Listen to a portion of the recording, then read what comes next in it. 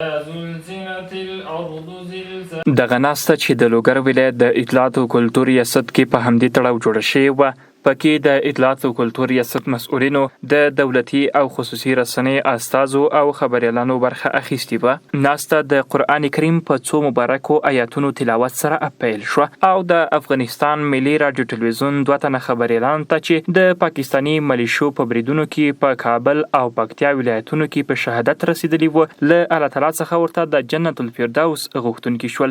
دغه راز ټپیانو ته هم د الله تعالی څخه د عاجل او کامل روغتیا غوښتنه وکړه. ورته مهال د لوګر خبریالانو دغه پیښه نه بخونکي او په سختو ټکو سره وغندله او د پاکستاني بې رحمه ملیشو لخوا د افغان خبریالانو شهادت جنگي جرم وباله.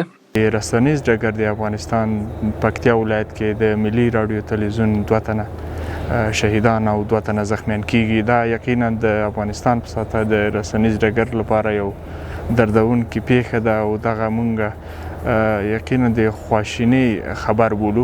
ظالمانه برید دی چې په خبریالانو ترسره کیږي. خبریالان ملکي وګړي دي، دوی ملت ته اطلاع رسونه کوي او وړاندیز مې هم دا دی چې دغه وروستۍ پیښه چې په افغانستان کې رامنځته شوې ده د خبریالانو او دغه راز د رسنیو په کارکوونکو باندې چې هوایي برید ترسره شوی دی، د بین نړیواله ټولنه زر تر زره د بررسي کې د وڅېړي او عاملان باید مجازات شي.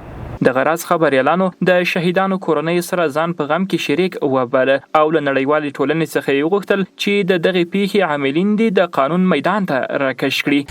دا پیښه موږ په کلکو ټکو غندو، محکوم کوو او له جامع جهاني نه مو خواست ده چې دې څېړنه وکړي او عاملین ته سزا ورکړي.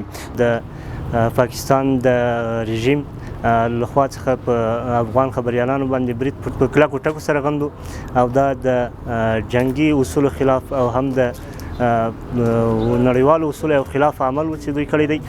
د یادولو وړ ده چې د پاکستاني ملیشو لخوا د افغانستان ملي راډیو-ټلویزیون 2 تنه خبریالان عبدالغفور عابد او عبدالظاهر صافی په کابل او پکتیا ولایتونو کې په هوایي بریدونو کې په شهادت ورسېدل او 2 تنه نور بیا ټپیان شول.